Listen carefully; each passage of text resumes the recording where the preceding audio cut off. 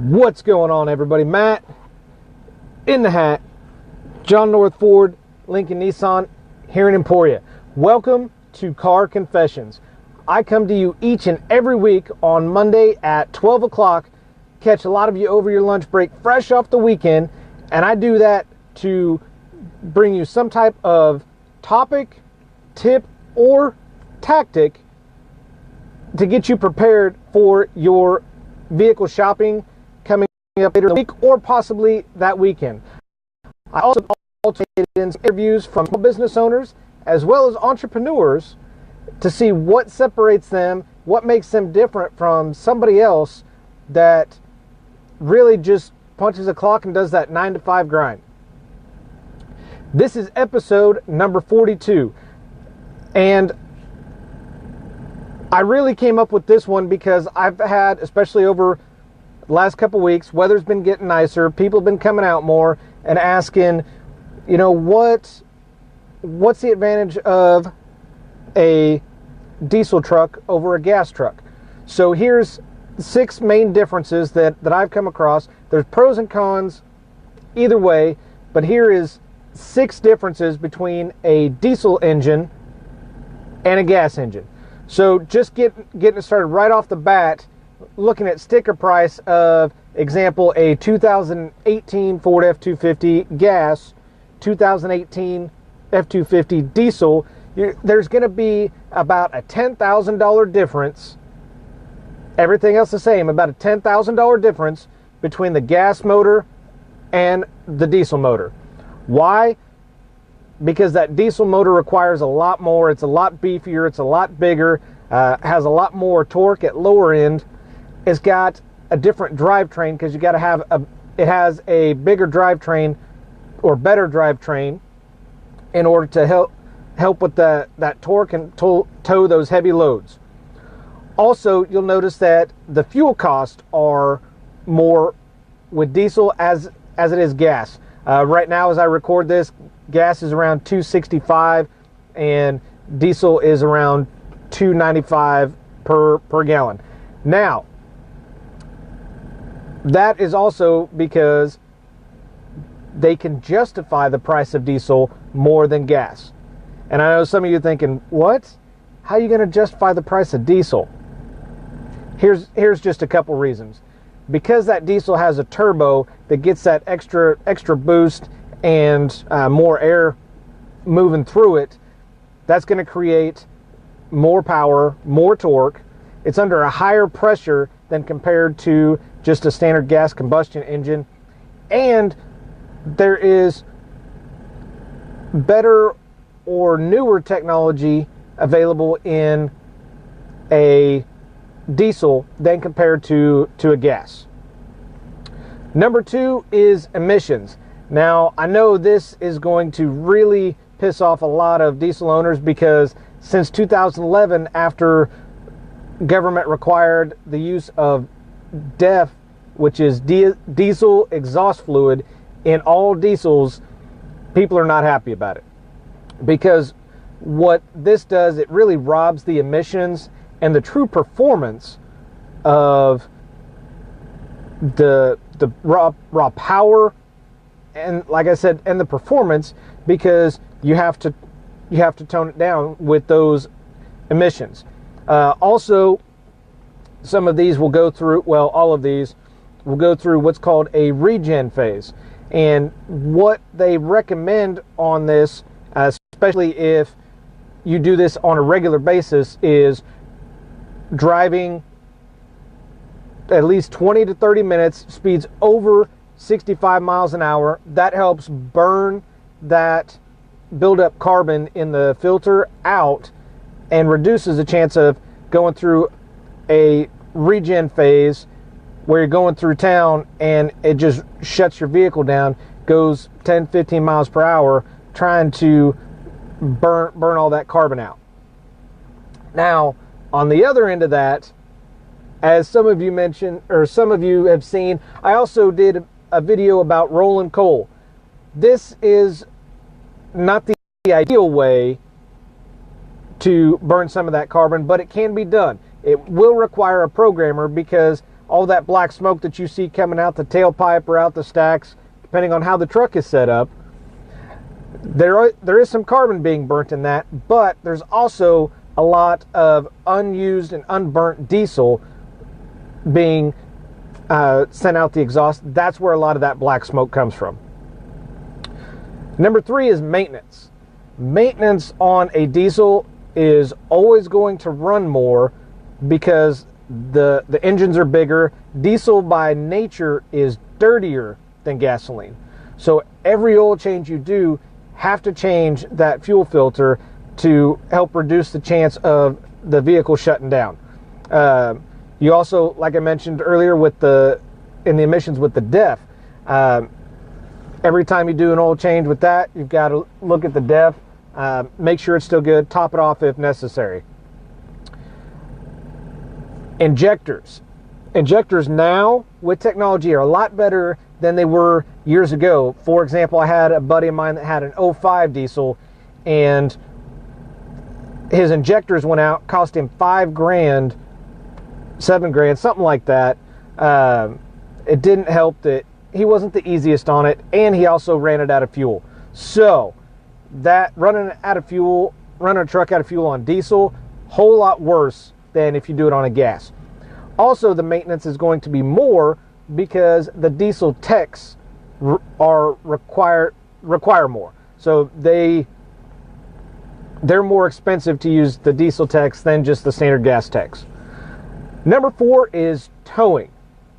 Again, example, because the 2018 F-250 gas, diesel, gas is going to tow anywhere between 12,500 to 15,000 pounds, where its diesel counterpart is going to be more like 14,000 to 17,500 range.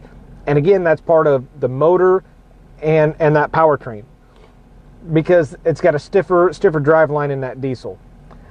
Now, if you're towing a lot and on a regular basis, a diesel is going to be more advantageous to you because it's going to get better fuel economy while towing.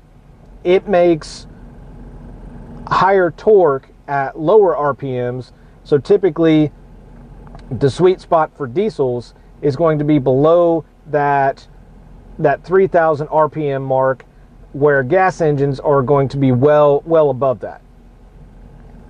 So they're, like I said, they're designed for that really low, that high torque at low end RPM, and that's where they really produce a lot of their power. Before we move on to number 5, let's do a quick recap. So number 1 was price. On average, you're going to see anywhere between a $9,000 to $11,000 difference from a gas truck to a diesel truck. The Ford F-250s, they're right around that $10,000 mark. Number 2 is emissions.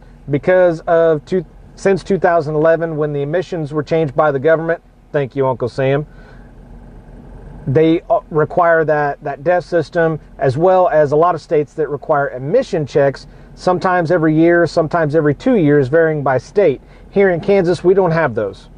Thank God. Number 3 is maintenance. Diesel is going to be more because it requires the techs, pay more for the techs, the fuel filters, and the DEF.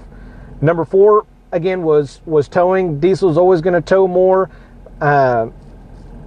because that's what they're designed to do, get better fuel economy when towing.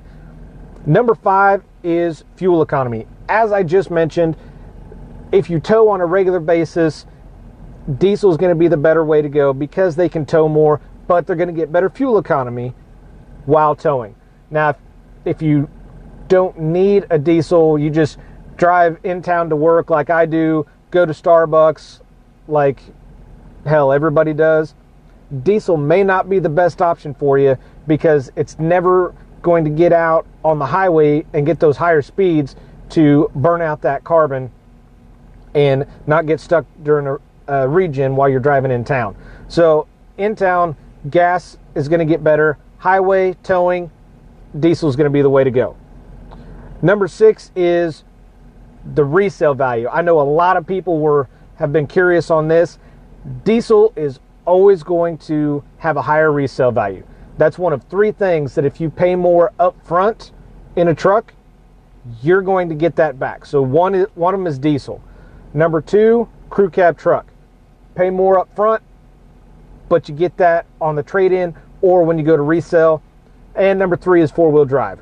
Those three things, always going to pay more for, but that will hold that resale value on that truck. You're going to get more for it when you trade, or if you sell it outright on your own, always going to be worth more. They will also last longer. I know there's a lot of vehicles and a lot of people saying, yeah, my gas truck's going 200, 250,000. That's awesome. That there's people that do it because they can justify that cost of maintenance over time. Diesels by nature, as long as you maintain them on a regular basis at regular intervals like you're supposed to, they can potentially go 300, 400,000, where most people are trading their gas trucks at 100 to 150. That's just starting to get the break-in period for a diesel truck. They are just designed to go. Diesels, for the most part, you'll see more people customize, put aftermarket, put some accessories on them like programmers. They'll lift them up more. They'll put bigger tires on them. Like I mentioned in the beginning with the emissions, with the stacks coming out the bed of the truck instead of out the back of the truck. All of these things, I don't want to say they're easier to customize and put aftermarket parts on, because especially now with the newer gas trucks, they're all computers, so you can upload software in them. But the diesel have programmers that you can do certain modes. I'm not saying the gas trucks don't, but they've been doing it a little longer. So you can get a programmer, you can change it for power, for torque, for fuel economy. Whatever the case is, more people seem to do that with diesels than they do gas trucks. You'll also see more of those once they do the customizing and aftermarket parts. Some of those will hold their resale value, but if you do too much customization, keep in mind that you're really going to narrow your market down and may not find somebody that you have to find that one person that likes your truck instead of potentially 100 people. So I hope this helps. Just going back through them real quick. Number one is price. 2 is emissions. 3 is maintenance. 4 is towing. 5 is fuel economy. And of course, last but not least, 6 is going to be your resale value. I hope this helps. Which one is going to be right for you? That is not for me to decide. That is entirely up to you. What you're going to be doing with it, how you're going to be driving it, using it, what your hobbies, your lifestyle will be. My job is to answer any questions that I can for you along the way. Be there for any advice that I can give you. Please feel free to call me, 620-794-1032. If you're watching this on Facebook, make sure you smash that thumbs up button, share this out, tag some people looking or thinking about gas trucks, diesel trucks. If you're watching this on YouTube, please hit that thumbs up button, hit that subscribe button, because my goal is to get to 100 subscribers so I can customize the name of my channel so it's easier for you to find me on YouTube. And finally, if you're watching this on iTunes, please leave me a review. My goal is to help as many people as I can and educate as many people as I can about the car buying process, different features, different pros, cons, whatever the case may be. I'm here to help any way I possibly can. Feel free to reach out to me. I'm not difficult to find. Matt in the hat, John North Ford Lincoln Nissan here in Emporia. I do this because your experience matters, guys. Thank you so much. Carry on.